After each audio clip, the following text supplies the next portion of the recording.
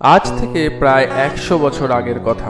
নৈহাটির বাসিন্দা শ্রী ভবেশ চক্রবর্তী কয়েকজন বন্ধুর সঙ্গে নদিয়ার শান্তিপুরের রাস উৎসব দেখতে গিয়েছিলেন। রাসের মেলায় ঘুরতে ঘুরতে সেখানে এক বড় কালীর বিগ্রহ তার চোখে পড়ে। মন ভরে যায় ভবেশ চক্রবর্তী। নৈহাটি ফিরে তিনি একদিন ভাবছিলেন যে তিনিও এরকম একটি বড় কালীর বিগ্রহ প্রতিষ্ঠা করতে চান।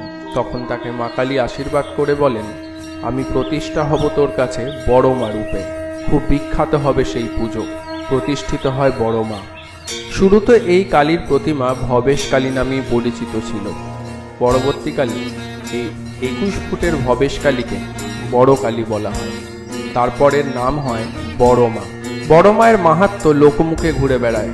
কেউ কেউ বলে একদল মানুষ নাকি হঠাৎ তাকে বড় মা বলে ডেকে ওঠে। তারপর থেকে বড় কালীর নাম হয় বড় মা। বড় মার পুজোয় প্রচুর ভক্ত ভিড় করে